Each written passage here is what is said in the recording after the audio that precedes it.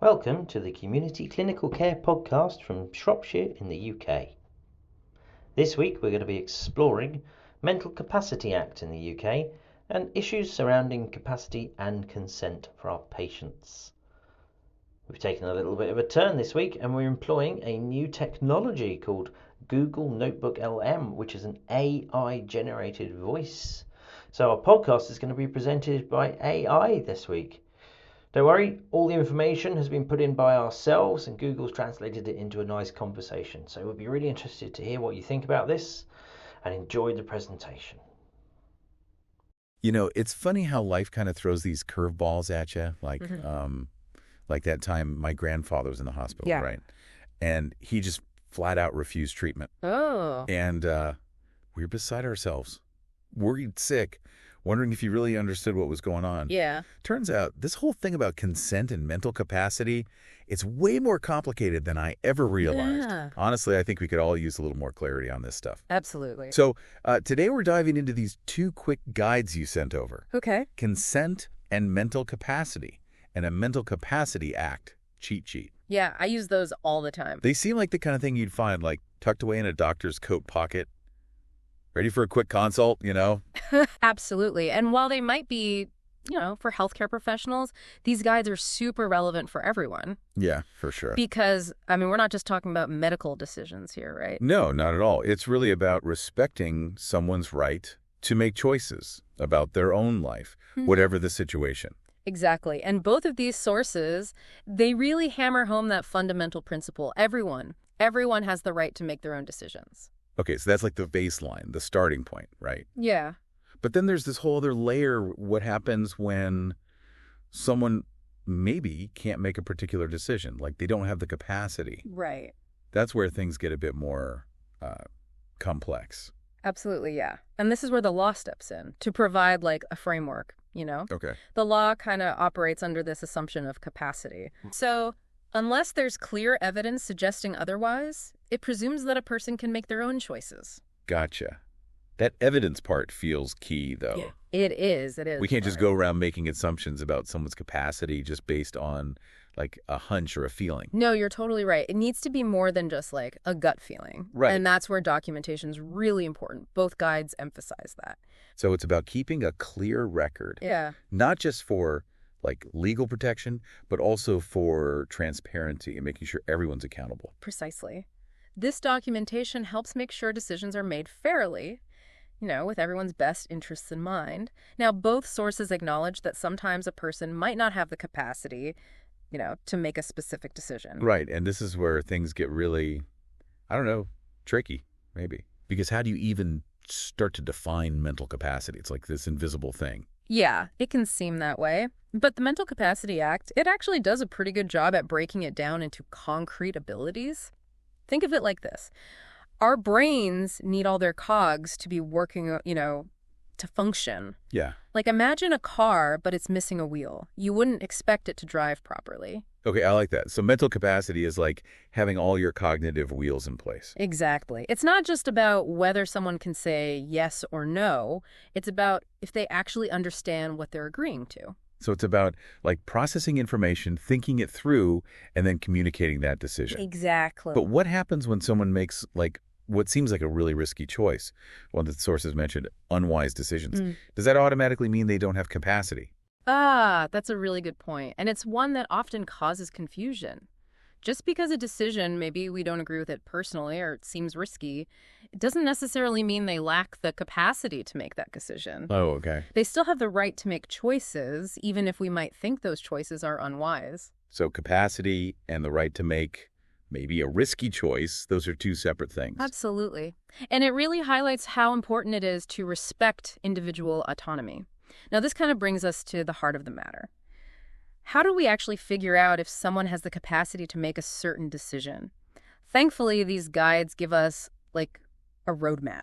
Okay. A practical roadmap. It's like they've taken this really complex legal framework and just distilled it into these manageable steps. Exactly. They give you a general overview and then a set of specific questions to guide the assessment. Okay, so let's unpack those steps a bit. Where do we even start? Well, the first step is figuring out if there's anything, like any impairment of the mind or brain, that might be affecting their capacity. So this could be something temporary, like side effects from medication, Yeah. or something more long-term, like dementia. Yeah, you got it.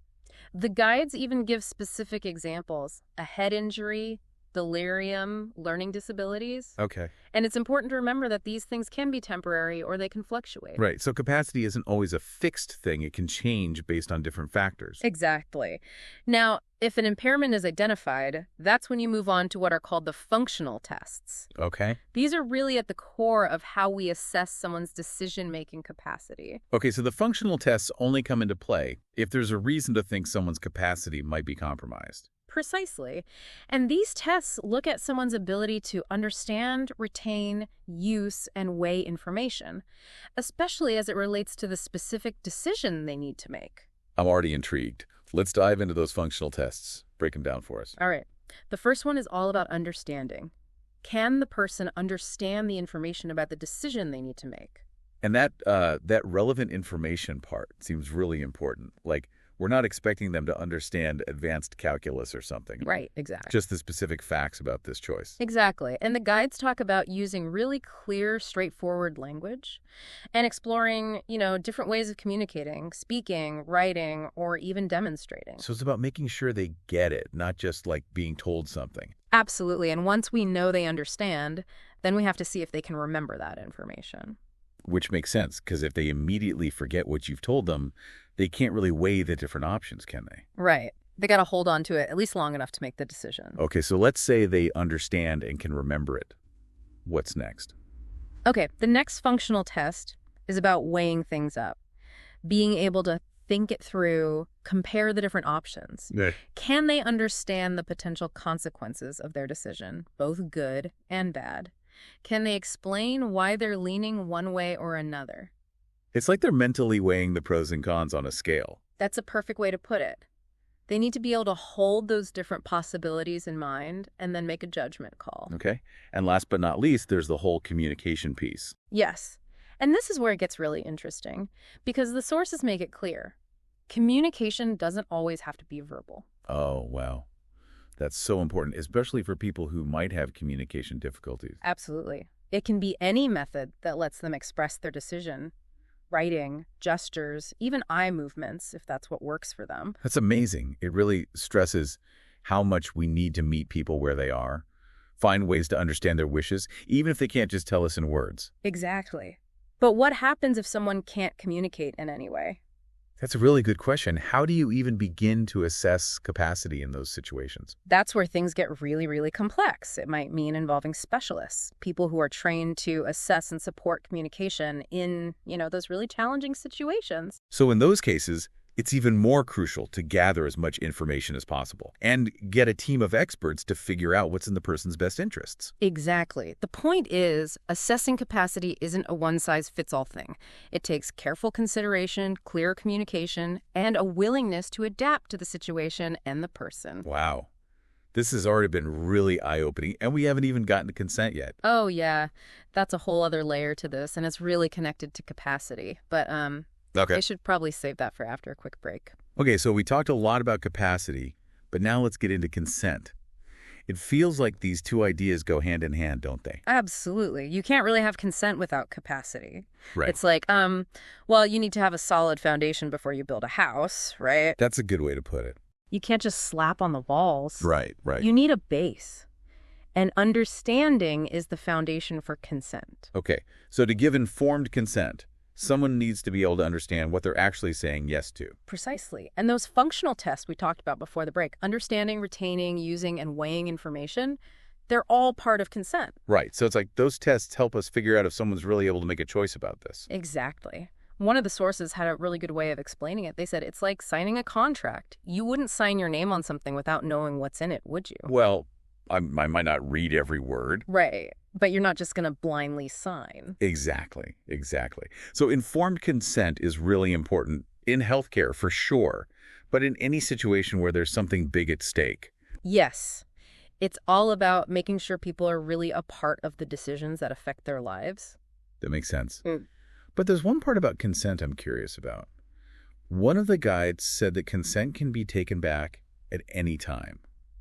So how does that work? Like, what if someone agrees to a surgery and then changes their mind in the middle of it? That's where it's so important to keep checking in. Capacity and consent, they're not like one-time things. Things change. So it's not just a one conversation and you're done. Nope. Someone might be totally fine with something one day, and then the next day maybe their medication is different or they just feel differently. Yeah. We need to keep making sure they're still okay with what's happening. So respecting someone means respecting that they can change their minds, even if it's like mid-procedure. Absolutely. We have to be able to change what we're doing based on that. Okay, that makes a lot of sense. So we've covered capacity, we've talked about consent. Now there's one more thing I want to unpack here. This idea of the least restrictive approach and making sure we're acting in someone's best interests. Those are big ones, and they usually go together. Yeah, they sound pretty simple, but I bet in real life it gets a lot more difficult, right? You're telling me it's like trying to find a balance. You want someone to be safe, but you also want them to be able to make their own choices. One guide had these examples, like letting someone walk on their own instead of automatically helping them, or offering a hand instead of, putting your arm around them. Right. It's about giving support without taking over. Exactly. But then that's the tough part. How do we know what's really best for someone when maybe they can't tell us? Yeah, that's the heart of it. What they want seems risky to us. Right, exactly. That's when you really need to talk to people, family or other professionals, and look at all the information you have. So you're gathering as much information as you can, really thinking about the good and bad that could happen, and in the end, you're always going to try to respect what the person wants as much as possible. You got it. And remember, how much capacity someone has can change. We have to be ready to change how we approach things, too. This is a lot. Yeah. And we haven't even gotten into, all the specifics of how decisions are made. I feel like we could do a whole other deep dive on that. Oh, definitely. We've really just scratched the surface here. This has been really helpful, though. Yeah. It's amazing how much there is to unpack, even from just a couple of quick reference guides. Absolutely. These topics, they might seem simple on the surface, but when you really dive in, there's a lot to think about.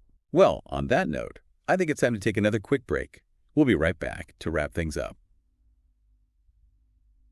It's amazing how much there is to think about with this stuff, right? It really is. And it's not just about, memorizing a bunch of rules. Mm-hmm. It's about really thinking about what matters to us and how we'd want to be treated if, we were in a situation where we couldn't speak for ourselves. Absolutely. It makes you think, if you were the one who couldn't communicate, what would you want people to know? Exactly. Yeah. Like, what are your values? What do you believe in? Right. What's most important to you? All those things. Yeah. And how can we make sure those things are respected, even when, we can't physically say them out loud? It's like creating a guide for the people around us. Yeah. So that they know how to support us in the best way possible. That's a really good way to put it. It's about giving ourselves and the people we care about, a roadmap.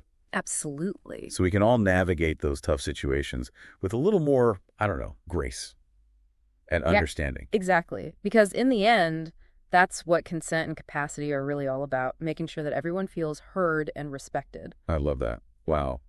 Well, this deep dive has been amazing. Thank you so much for, unpacking all of this with me. Of course. It's been great being here. And thanks to all of you for listening and for sending in these awesome sources. Yes. Thank you. Remember, each one of us plays a role in building a culture of consent. That's right. So until next time, keep those conversations going. Keep learning, keep asking questions, and we'll see you on the next deep dive.